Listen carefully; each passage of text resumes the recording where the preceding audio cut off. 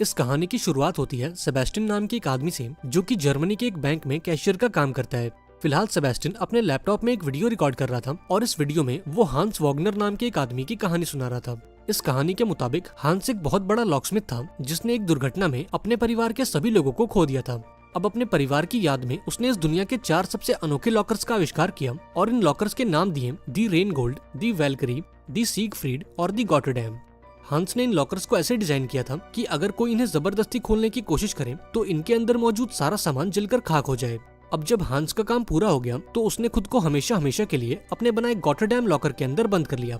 अब लाख कोशिशों के बाद भी जब कोई भी इस लॉकर को खोल नहीं पाया तो इसे हांस की समाधि मानकर समंदर की गहराइयों में दफना दिया गया। अब सेबेस्टियन की इस कहानी के हिसाब से हांस के बनाए उन 4 लॉकर्स में से 3 लॉकर्स आज भी इस दुनिया में मौजूद हैं, लेकिन वो कहाँ और किसके पास हैं ये बात किसी को नहीं मालूम। अब पूरी कहानी बताने के बाद सेबेस्टियन ने वीडियो बंद कर दिया और उसे यूट्यूब पर अपलोड कर दिया। इसके बाद उसने टेबल पर रखे एक लॉकर को खोलने की कोशिश की और मात्र 8 सेकंड्स के अंदर उसने इस लॉकर को खोल भी दिया। अब अपनी कमाल की फुर्ती देखकर सेबेस्टियन खुद भी काफी हैरान हो गया और खुशी खुशी अपने काम पर निकल गया। उसने पास मौजूद कॉफी शॉप से कॉफी खरीदी और सीधा अपने बैंक का पहुंचा। अब बैंक पहुंचते ही उसका सामना एक लेडी से हो गया जो उस पर पागलों की तरह चिल्लाई जा रही थी, क्योंकि बैंक ने उसका चेक पास नहीं किया था। अब इस चिल्लम चिल्ली के बीच सेबेस्टियन की नजर टीवी पर गई और न्यूज पर उसने देखा कि दुनिया के अलग अलग देशों में ज़ॉम्बीज़ का हमला हो चुका है। अब ये खबर सुनकर सेबेस्टियन थोड़ा घबरा गया और उसे अपने सामने मौजूद लेडी भी एक ज़ॉम्बी लगने लगी। इसलिए उसने बिना देरी किए इस लेडी का चेक पास कर दिया और इसे यहाँ से रवाना कर दिया। अब लंच के दौरान जब सेबेस्टियन ने अपना यूट्यूब चैनल खोला तो वो पूरी तरह से हैरान हो गया, क्योंकि आज पहली बार किसी ने उसकी वीडियो पर कमेंट किया था। इस कमेंट में लिखा था कि अगर तुम अपना टैलेंट दुनिया को दिखाना चाहते हो तो आज रात इस पते पर पहुंच जाना। अब रात होते ही सेबेस्टियन उस पते पर पहुंचा जहां ढेर सारे लोग पहले से मौजूद थे। दरअसल इस बिल्डिंग में एक सेफ क्रैकिंग कंपटीशन चल रहा था और सेबेस्टियन को भी इस कंपटीशन में पार्टिसिपेट करना था। अब बहुत जल्द पहले राउंड की शुरुआत हो गई और यहाँ मौजूद सभी लोग अपने अपने लॉकर्स को खोलने में लग गए। अब चूंकि सेबेस्टियन इस काम में माहिर था, इसलिए वो एक एक करके सभी राउंड्स को पास करता गया और बड़ी आसानी से फाइनल तक पहुंच गया। अब फाइनल राउंड के अंदर उसका सामना नियो नाम के एक लड़के से हुआ और इन दोनों का टास्क था एक बहुत ही कॉम्प्लिकेटेड लॉकर को 3 मिनट के अंदर खोलना। अब समय शुरू होते ही नियो अपने काम पर लग गया, पर वहीं दूसरी ओर सेबेस्टियन बिल्कुल शांत और बेपरवाह दिखाई दिया, मानो उसे इस गेम से कोई मतलब ही ना हो। लेकिन जब घड़ी में केवल 30 सेकंड्स बचे थे तब उसने तिजोरी को छूकर उसे फील किया और मात्र 10 सेकंड्स के अंदर इस दरवाजे को खोल दिया। ये देखकर सभी लोग हैरान हो गए और सेबेस्टियन के लिए तालियां बजाने लगे। अब इस तालियों की गूंज के बीच उसकी नजर ग्वेन नाम की एक लेडी पर गई और इस खूबसूरत लेडी को देखते ही सेबेस्टियन उससे अट्रैक्ट हो गया।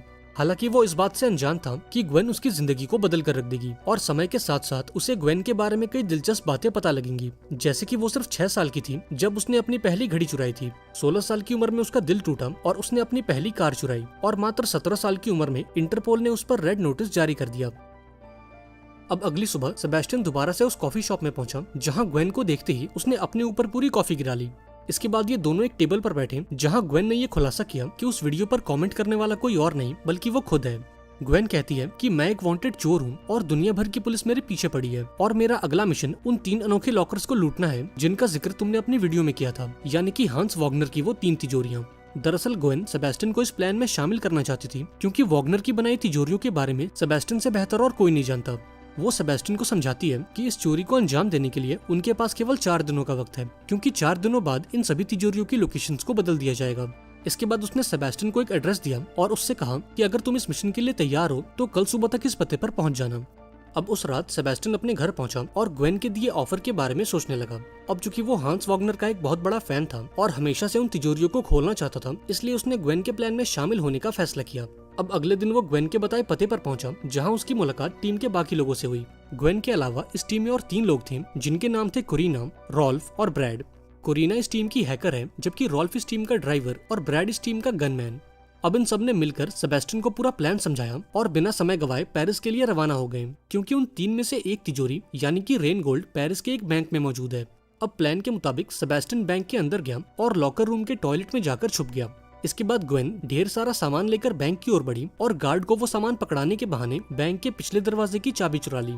इसके बाद वो बैंक के अंदर आई जहां उसने पहले से एक लॉकर खुलवा रखा था, इसलिए बैंक की एक स्टाफ ने उसे लॉकर रूम तक पहुंचाया और खुद वहां से चली गई। इसके बाद ग्वेन ने सेबेस्टियन को टॉयलेट से बाहर निकाला और उसे लेकर उस जगह पर पहुंची जहां रेन गोल्ड सेफ को रखा गया था। अब इस खूबसूरत तिजोरी को देखकर सेबेस्टियन के तो मानो होश ही उड़ गए, क्योंकि हांस वॉगनर की तिजोरी खोलना उसका बचपन का सपना था। अब बिना समय गवाए उसने अपना काम शुरू कर दिया और एक एक करके सभी लॉक्स को खोलता गया।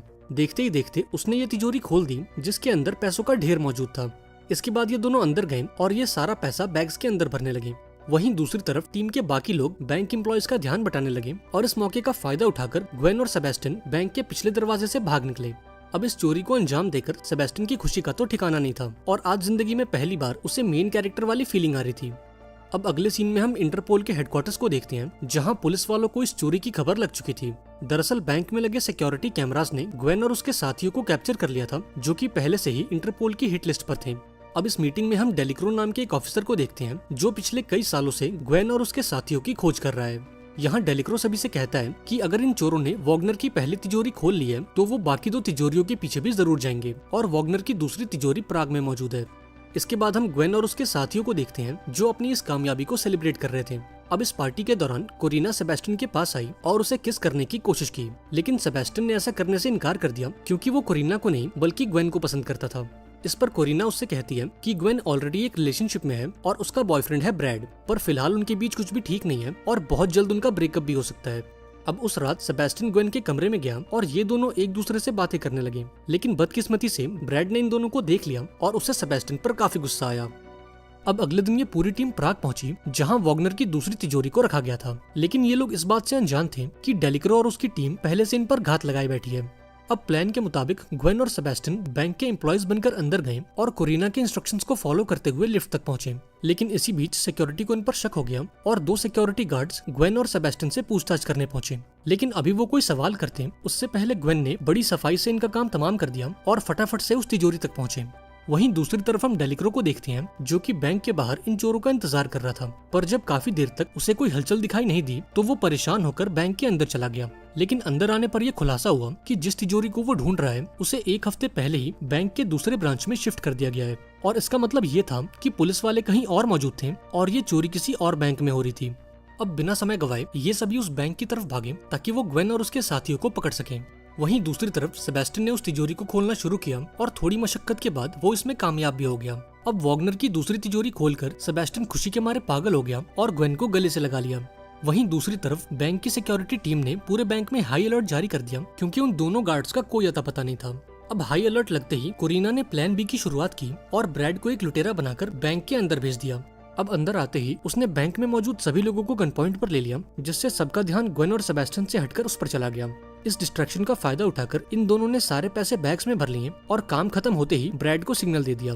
अब सिग्नल के मिलते ही ब्रैड बैंक से बाहर आने लगा, पर तभी एक सिक्योरिटी गार्ड ने उसके कंधे पर गोली मार दी, लेकिन इसके बावजूद भी ब्रैड रुका नहीं और जैसे तैसे करके अपनी गाड़ी तक पहुंचा। अब ब्रैड के बाहर आते ही बैंक में मौजूद बाकी लोग भी बाहर आने लगे और इस भीड़ का फायदा उठाकर ग्वेन और सेबेस्टियन भी बाहर आ गए। इसके बाद वो अपनी गाड़ी की तरफ भागे, जहां ब्रैड ने ग्वेन को तो अंदर खींच लिया, लेकिन सेबेस्टियन को जानबूझकर बाहर धकेल दिया। ब्रैड ने ऐसा इसलिए किया क्योंकि वो ग्वेन और सेबेस्टियन को एक साथ देखकर खुश नहीं था और उसे डर था कि कहीं सेबेस्टियन ग्वेन को उससे चुरा न ले। इधर सेबेस्टियन ने पुलिस की गाड़ियों को अपनी तरफ आते देखा और अपनी जान बचाने के लिए वो एक साइकिल लेकर वहां से भागने लगा। अब काफी देर भागने के बाद आखिर उसने पुलिस को चकमा दे ही दिया और एक ट्रेन पर बैठकर प्राग से बाहर निकल गया। वहीं दूसरी तरफ ग्वेन और ब्रैड के बीच कहासुनी हो गई, जिस पर ब्रैड ने उसे समझाया कि अब उन्हें सेबेस्टियन की कोई जरूरत नहीं है क्योंकि उन्होंने वॉग्नर की 2 तिजोरियों को लूट लिया है और अब उनके पास करोड़ों की दौलत है और इसलिए उन्हें उस तीसरी तिजोरी को खोलने की कोई जरूरत नहीं है। लेकिन ग्वेन को इन बातों से कोई फर्क नहीं पड़ा और उसने सेबेस्टियन के पास वापस जाने का फैसला किया। यहाँ ब्रैड ने उसे रोकने की काफी कोशिश की, लेकिन ग्वेन बिना कुछ सुने गाड़ी से बाहर आ गई। अब ग्वेन के साथ साथ कोरिना भी गाड़ी से बाहर आ गई और इन दोनों ने ब्रैड का साथ छोड़कर सेबेस्टियन को ढूंढने का फैसला किया। इधर जैसे तैसे करके सेबेस्टियन अपने घर पहुंचा, जहां ग्वेन और कोरिना पहले से उसका इंतजार कर रही थी। अब इन दोनों को अपने सामने देखकर सेबेस्टियन गुस्से से लाल हो गया और इन दोनों को यहाँ से जाने को कहा।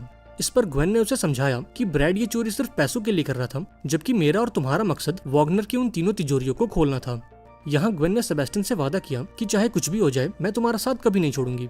ये सुनकर सेबेस्टियन भी शांत हो गया और उस तीसरी तिजोरी को खोलने के लिए राजी हो गया। इसके बाद ये तीनों स्विट्जरलैंड पहुंचे, जहां के एक बहुत बड़े कसिनो में वॉग्नर की आखिरी तिजोरी को रखा गया था। लेकिन इन तीनों के अलावा स्विट्जरलैंड में कोई और भी मौजूद था और वो था डेलिक्रो। इस बार डेलिक्रो ने फैसला किया कि वो इन चोरों को कसिनो के अंदर घुसने देगा और उन्हें रंगे हाथों पकड़कर गिरफ्तार कर लेगा। इसी बीच डेलिक्रो की टीम ने कोरिना की रेडियो फ्रीक्वेंसी को टैप करके ये पता लगाया कि उस तिजोरी को खोलने के लिए ग्वेन और सेबेस्टियन 5 बजे कसिनो के अंदर जाएंगे।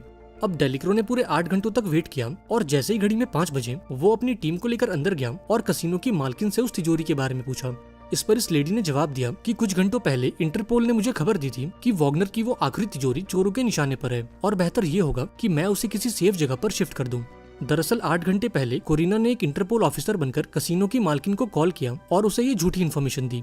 अब इस इन्फॉर्मेशन के बेसिस पर कसिनो की मालकिन ने एक सिक्योरिटी कंपनी को कांटेक्ट किया ताकि वो तिजोरी को किसी सेफ जगह पर शिफ्ट कर सके। लेकिन तिजोरी को शिफ्ट करने का काम कोई सिक्योरिटी कंपनी नहीं बल्कि ग्वेन और सेबेस्टियन कर रहे थे।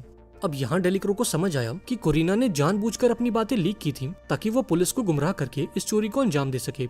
इसके बाद हम ग्वेन और सेबेस्टियन को देखते हैं जो उस तिजोरी को लेकर काफी दूर निकल चुके थे और अब सेबेस्टियन इस आखिरी तिजोरी को भी खोलने वाला था। वहीं दूसरी ओर ब्रैड और उसका साथी कसिनो के बाहर ग्वेन और सेबेस्टियन का इंतजार कर रहे थे ताकि वो उस आखिरी तिजोरी को उनसे चुरा सके। पर जब काफी देर तक उन्हें कोई हलचल दिखाई नहीं दी तो उन्होंने ग्वेन के फोन को ट्रैक किया और तब ये खुलासा हुआ कि उसने और सेबेस्टियन ने ऑलरेडी वो तिजोरी चुरा ली है और इस बात का पता लगते ही ये फौरन उन दोनों के पीछे निकल गए। लेकिन इसी बीच कोरिना ने अपने सिस्टम पर ब्रैड के फोन को देखा जो तेजी से ग्वेन और सेबेस्टियन की ओर बढ़े जा रहा था। पर अभी वो इस बात की जानकारी ग्वेन को देती उससे पहले पुलिस ने उसे चारों तरफ से घेर लिया और उसे सरेंडर करने को कहा। लेकिन गिरफ्तार होने से पहले उसने जैसे तैसे करके ग्वेन तक की खबर पहुंचा दी और अपने फोन को गाड़ी के नीचे डालकर उसे बर्बाद कर दिया। वहीं दूसरी तरफ सेबेस्टियन ने इस आखिरी तिजोरी को भी खोल दिया और इस तिजोरी को खोलकर उसकी खुशी का तो ठिकाना नहीं था। इसके बाद इन्होंने गाड़ी रोकी और तिजोरी में मौजूद सारे पैसों को बैग्स के अंदर भरने लगे। लेकिन अभी ये लोग यहाँ से निकल पाते कि तभी ब्रैड वहाँ पहुँच गया और इन दोनों पर अपनी बंदूक तान दी। दरअसल ब्रैड भी उन पैसों में अपना हिस्सा चाहता था लेकिन ग्वेन ने ऐसा करने से साफ इनकार कर दिया। अब ना सुनकर ब्रैड गुस्से से लाल हो गया और उसने सेबेस्टियन पर गोली चला दी। लेकिन खुशकिस्मती से सेबेस्टियन की जान बच गई क्योंकि ब्रैड की बंदूक खाली थी। इस पर ग्वेन ने उससे कहा कि मैंने आज तक तुम्हारी बंदूक में गोलियां डाली नहीं क्योंकि मुझे पूरा यकीन था कि तुम मुझे एक न एक दिन धोखा जरूर दोगे। इतना कहकर उसने अपनी बंदूक निकाल ली और इस पूरी सिचुएशन को अपने कंट्रोल में ले लिया। इसके बाद उसने ब्रैड और रॉल्फ को गाड़ी से बांधा और पैसे लेकर सेबेस्टियन के साथ यहाँ से भाग निकली। अब प्लान के मुताबिक ग्वेन और सेबेस्टियन एक बोट तक पहुंचे ताकि वो नदी के रास्ते देश छोड़कर फरार हो सकें। लेकिन भागने से पहले सेबेस्टियन ने डरते हुए अपने प्यार का इजहार किया और ग्वेन ने भी उसके इस प्यार को एक्सेप्ट कर लिया। लेकिन इससे पहले कि दोनों यहाँ से भाग पाते डेलिक्रो इनका पीछा करते हुए यहाँ तक आ पहुंचा। यहाँ उसने ग्वेन और सेबेस्टियन पर अपनी बंदूक तान दी और उन्हें सरेंडर करने को कहा। लेकिन ग्वेन ने ऐसा करने से इनकार कर दिया और अपनी गन निकालकर डेलिक्रो पर तान दी। यहाँ उसने डेलिक्रो से कहा कि मैं सरेंडर करने के लिए तैयार हूँ लेकिन इसके बदले में तुम्हें सेबेस्टियन को छोड़ना होगा। अब डेलिक्रो के पास कोई और चारा नहीं था इसलिए उसने इस ऑफर को एक्सेप्ट कर लिया और सेबेस्टियन को यहाँ से जाने की परमिशन दे दी। यहाँ ग्वेन ने सेबेस्टियन से वादा किया कि वो बहुत जल्द उससे दोबारा मिलेगी और वो दोनों मिलकर वॉग्नर की उस आखिरी तिजोरी को भी ढूंढ निकालेंगे जो समंदर की गहराइयों में कहीं गुम गई है।